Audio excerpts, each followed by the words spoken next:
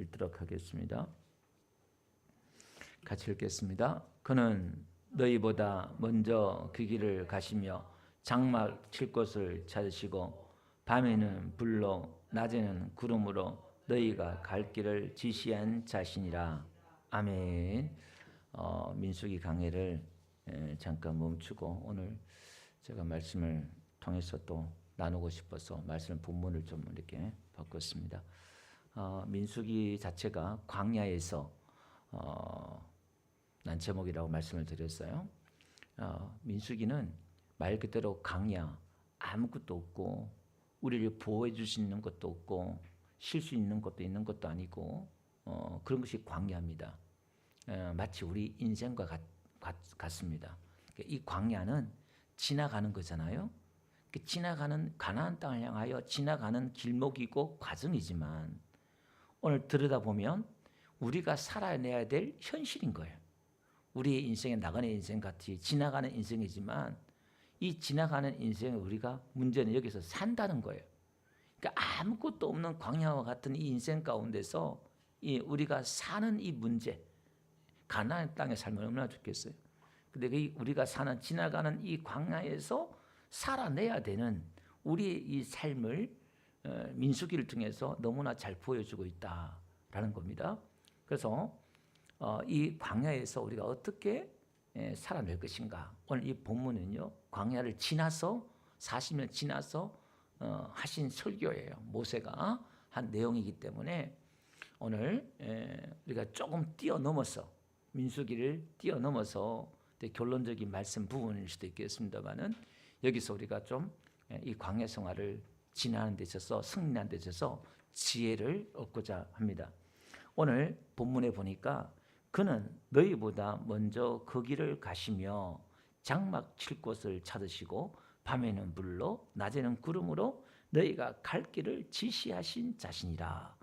자, 40년 지나서 모세가 이제 결론적인 말씀들을 가지고 간증을 하는 내용이죠. 하나님께서 이스라엘보다 먼저 그 길을 가셨다. 오늘 우리가 광야와 같은 이 인생길, 우리가 지금 홀로 걷는 것 같지만 하나님이 먼저 가셨다는 거예요. 고난의 자리에 하나님이 먼저 앞서 가셨다. 그 말입니다. 이게 항상 우리 하나님은 앞서 가시는 분이지 뒤에서 지시하는 분이 아니다. 여러분, 목자는 앞에 가는 사람이 목자예요.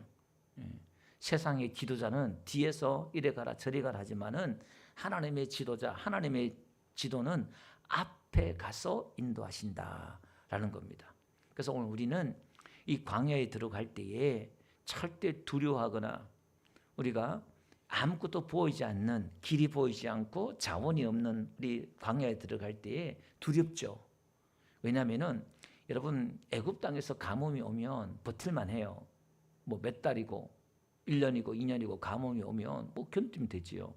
근데 여러분, 광야에서 가뭄이 오고 물이 없고 그러면 이 사람이 느끼는 그 공포는 몇십 배, 몇백 배 더 할 수 있다 이 말이에요. 오늘 우리 인생 가운데서 내가 뭔가 넉넉한 가운데 자원이 있는 가운데 어려움이 오면 견딜 수 있는데 내가 감당할 수 없는 그런 어려움들이 오면 우리가 당하는 그 압박감이나 그 심적인 고통은 배나 몇십 배, 몇백 배 더 할 수 있다 이 말이에요. 때로는 우리가 내가 감당하지 못할 시험이 다가오는 것 같고 어려움이 오는 것 같지만 우리는 믿어야 됩니다. 나에게 그런 자원이 없는 가운데 많은 문제가 다가올 때에 때로는 하나님이 보이지 않는 그런 상황도 벌어질 수 있어요. 그 이스라엘 백성들도 출애굽하자마자 그들이 목말라 죽게 생겼으니까 하나님 우리 가운데 계신가 안 계신가 시험해보자. 오죽하면 그랬겠어요? 하나님이 보이지 않는 거예요. 도움의 손길이 보이지 않는 거예요. 나는 지금 아사 직전에 생겼는데 아사 직전까지 상황이 벌어졌는데 그게 보이지 않는다 이 말이에요. 그들은 전능하신 하나님, 권능이 하나님을 믿고 출애굽했던 분이 이스라엘 백성들이잖아요. 불과 몇 달 전에. 신앙이라는 게 그런 겁니다. 그 믿음이 한순간 떨어져 버리면 어제까지 불같은 믿음이 있다 할지라도 그 믿음이 한순간 떨어지면 이렇게 무서워하고 두려워할 수밖에 없는 게 신앙이고 믿음인 줄 믿습니다. 그래서 성경은 끊임없이 우리의 선배들을 앞에 겪게 해놓고서는 우리가 어떻게 견뎌낼 것인가를 가르쳐주고 있다 그 말이에요. 그래서 하나님은 우리를 인도하시고 먼저 우리 갈 길을 가시고 그 다음에 장막 칠 곳을 찾으신다는 거예요. 여러분 광야에서 어디에 장막을 치고 안전한 곳 어떻게 해야 될지 하나님이 장막을 친다는 거예요. 가서. 그 우리는 항상 의식적 문제가 우리에게는 가장 크잖아요. 그러니까 하나님이 어디에 우리가 거쳐야 되고 어디에 살아야 될지 하나님이 장막을 치시고 또 이거 보니까요. 밤에는 불로 낮에는 구름으로 인도하신다는 거거든요. 인도하신다. 그러니까 하나님께서 우리를 인도하시는데 출애굽한 지 3개월 만에 출애굽기 19장에 가보니까 그 내용을 간증을 이렇게 하고 있습니다. 하나님께서 이렇게 말씀하고 있어요. 다 같이 한번 읽어봅시다. 시작. 내가 애굽 사람에게 어떻게 행하였음과 내가 어떻게 독수리 날개로 너희를 업어 내게로 인도하였음을 너희가 보았느니라. 자, 오늘 이 말씀하기 전까지 3개월이 지났어요. 출애굽에서 3개월이 지나서 하나님이 이 말씀을 하거든요. 출애굽은 뭐 그렇다 칩시다.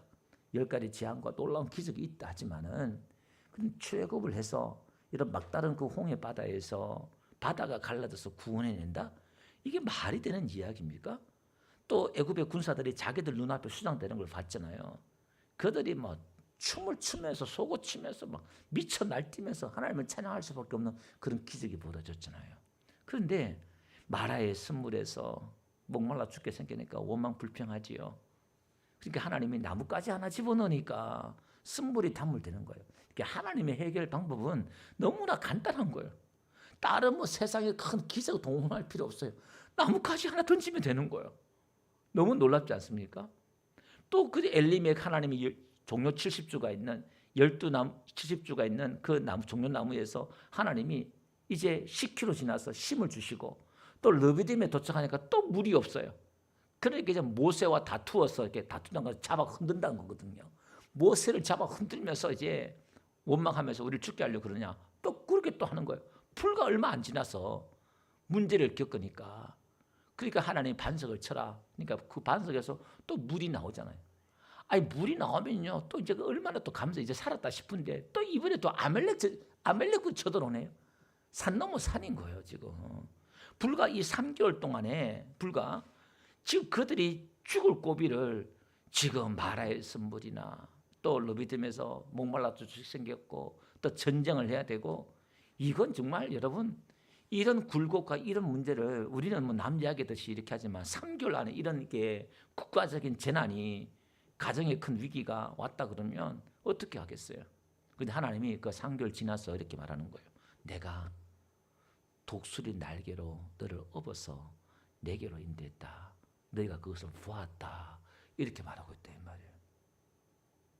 근데 하나님이 그들을 독수리 날개로 업어서 오는데 그들 눈에는 안 보였어요. 죽을 것 같고 하나님이 안 계신 것 같고 지도자한테 다퉈서 원망하고 싸우고 멱살 잡고 그런 지경까지 왔단 말이에요. 현실은.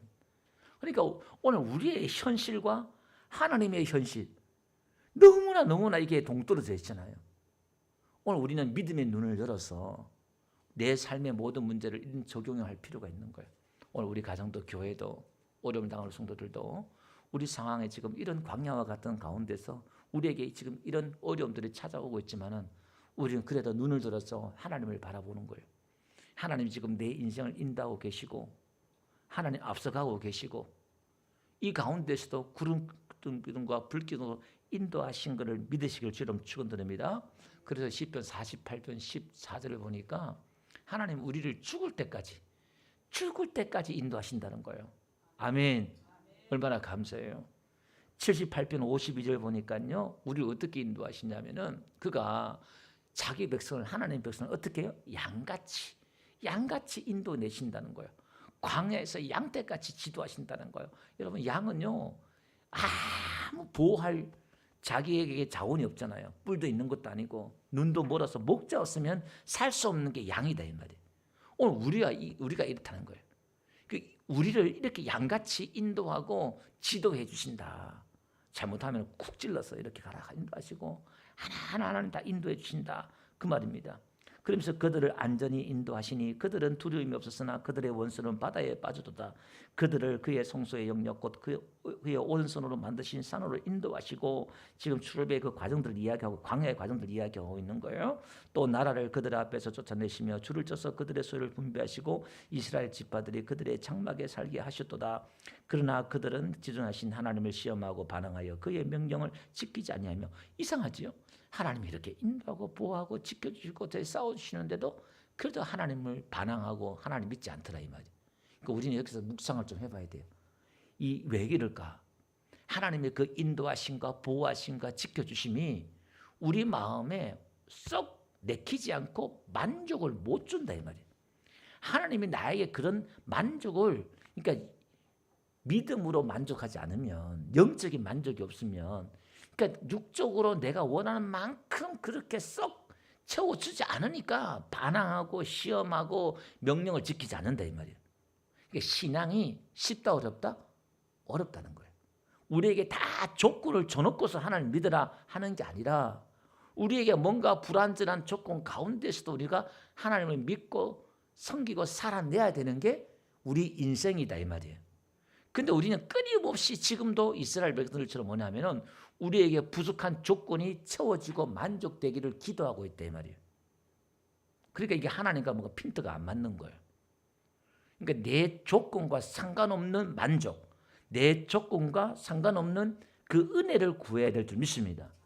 그래야 원망하지 않고 가는 것이지, 우리는 자꾸 하나님 그 자체를 구하는 게 아니라 하나님의 팔을 구하면 안 된다 이 말이에요. 출애굽기 17장 앞에 읽었던 것처럼 하나님이 어디로 독수리 날개를 업어서 내게로 인도했다 이렇게 말하고 있잖아요. 그럼 우리는 고난과 문제와 어려움을 통해서 하나님을 배워야 되고 하나님을 만나야 되고 하나님을 이해해야 될 줄 믿습니다. 그러면 요셉처럼, 여러분 바울처럼 감옥에 가도 들에 가도 어디 가도 하나님으로 만족하는 이 신앙의 훈련이 되는 거예요. 두려워하지 않고. 아멘. 우리 인생은 죽을 때까지 우리를 인도한다는 말은 무슨 말일까요? 죽을 때까지 우리 인생 가운데 풍파와 목마름과 기근과 이것들은 안 없어진다는 거예요. 우리 환경은 계속 문제가 일어난다 그 말입니다. 그래서 시편 80편 1절 한번 보세요. 예를 들면 이렇게 말하고 있어요. 요셉을 양떼같이 인도하시는 이스라엘 목자여. 우리를 양떼같이 인도한다 그랬잖아요. 여기 또 보니까 요셉을 예를 들었어요. 요셉을 양떼같이 인도하신, 여러분 요셉의 삶을 한번 묵상해 보세요. 요셉처럼 파란만장한 인생을 산 사람이 어디 있어요? 여러분 극과 극입니다. 그 고대의 노예로 팔려가고, 아니 그것도 자기 한 집에 있는 식구들한테 죽을 위기에 처하고, 그의 그 상처가 얼마나 컸겠어요. 멀쩡히 믿었던 한 식구 형님들한테 자기가 죽임을 당한다 생각해 보세요. 그 상처와 배신감은 여러분 뭐 화병 나든지 어떻게 무슨 수를 쓸 거예요. 아니 도대체 그 상처를 이기는 그 은혜는 도대체 뭐냐 이 말이에요. 노예로 팔려가가지고 여러분 그 고된 삶을 한번 생각해 보세요. 그 피곤하고 고된 삶을 어떻게 요셉이 견뎠을까. 그 요셉에게는 아버지로부터 배운 그 신앙, 야곱의 하나님, 이삭의 하나님, 아브라함의 하나님에 대한 그 지식이 있는 줄 믿습니다. 그리고 또 자기에게 뭔가 꿈으로 주신 조그마한 하나님의 그 영적인 은혜를 붙잡고 하나님을 진짜 알았기 때문에 그 극한 상황 가운데서도 그걸 견딘 거예요. 근데 우리가 봤을 때, 객관적인 입장에 봤을 때는 정말 너무나 굴곡된 인생 가운데서 요셉이 살았지만은 성경은 그를 양떼같이 인도했다 이렇게 말하고 있다는 거예요. 그러면 우리가 알지 못하는 가운데 그 극한 상황 가운데서 하나님의 보호막과 하나님의 인도하심이 요셉에게는 있었다 이 말이에요. 그러니까 그게 있었기 때문에 요셉이 이기고 견딘 줄 믿습니다. 남들이 알지 못하는. 그럼 오늘 우리는 그걸 봐야 돼요. 그걸 보고 하나님 그거 주세요 이렇게 구해야 되는 거예요. 문제 놓고 하려면 평생 문제 그 자체만 하다가 우리 죽어요 그냥. 왜? 문제는 끝이 없으니까. 그 다음에 여기 보니까요, 보호하신 하나님입니다. 구름 기둥과 불 기둥으로 추위와 덕이, 낮과 밤, 낮에는 뜨거운 태양에서, 밤에는 그 추위에서 사막 가운데서 영하던 날씨 가운데서 보호하신다는 거거든요. 뜨거움과 추위, 우리 인생을 이야기하는 거예요. 그 가운데 보호하신다. 예. 23편 출애굽기 23장 20절 보니까 내가 사자를 내 앞서 보내어 길에서 너를 보호하여 너를 내가 예비한 곳에 이르게 하리니. 그러니까 하나님이 우리 앞에 사자를 보내고 천사를 보내고 우리를 보호해 주셔서 하나님이 우리를 인도해 주신다. 앞에 있는 말씀을 다 정리해서 다 나오네요. 앞서가시고 우리를 보호하시고 예비하시고 우리 하나님은 이렇게 인자하시고 살아계신 분이다. 그 말이에요. 10편 신명기 32장 9절 한번 봅시다. 여호와의 분깃은 자기의 백성이라 야곱은 그가 택하신 기업이로다. 그러니까 저와 여러분들이 하나님의 기업이다 이렇게 말하고 있어요. 야곱을 이야기하고 있습니다. 10절 우리 다 같이 한번 읽어봅시다. 시작. 여호와께서 그를 황무지에서 짐승이 부르짖는 광야에서 만나시고 호위하시며 보호하시며 자기의 눈동자같이 지키셔도다. 여러분 야곱이 광야에서 들에서 하나님을 만났잖아요. 이스라엘 백성들은 들에서 안 자요. 반드시 어느 집에 들어가 자야 돼요. 또 그 손님을 맞아줘야 되고 야곱의 그 인생은 광야와 같은 인생, 황무지와 같은 인생, 짐승이 부르짖는 광야에서 만나주셨다. 이 말은 정말 그 상황이 어떤 상황인가를 이 시적으로 표현해주고 있는 거예요. 예, 자기의 고백처럼 내가 험악한 세월을 살았다는 것처럼 다윗의 인생도요 녹록치 않았어요. 믿음의 사람, 믿음의 조상 야곱도 그 인생이 녹록치 않았다 이 말이에요. 근데 성경은요 하나님이 그를 보호하시고 눈동자같이 지키셨다 이렇게 말하고 있어요. 하나님이 그와 함께 하신다고 그랬잖아요 베드로에서. 근데 10번이나 삼촌한테 월급을 떼이고 소견을 받고 하나님이 함께하는 사람인데 또 그런 어려움들이 찾아오더라 이 말입니다. 하나님이 함께 하신데 들에 자야 되고 광야의 짐승이 부르짖는 짐승과 같은 삶을 사는 거예요. 상황이 그렇게 처하는 거예요. 오늘 우리는 자꾸 이 현실과 신앙과 이 괴리의 차이에서 빨리 우리가 눈을 떠야 돼요. 그래야 우리의 신앙이 독수리 날개까지 올라가는 것이지. 그렇지 않으면 우리는 영원히 신앙의 눈을 못 뜨고 끊임없이 문제만 오면은 하나님을 탓하고 목사를 탓하고 교회를 탓하고 기도해봤자 그러고 그럴 수밖에 없어요. 낙심이 되고 그럴 수밖에 없다는 거예요. 그러니까 오늘 이 고난을 통해서 이 신앙과 믿음의 눈이 열리기를 주 여러분 축원드립니다. 그래서 다윗이 그렇게 고백하고 있잖아요. 다윗이 그 숱한 고난 가운데서 고백하는 내용이 결론이 그거잖아요. 하나님이 나의 피난처고 하나님이 나의 산성이고 바위시다. 다윗이 신앙의 눈이 열린 게 이거예요.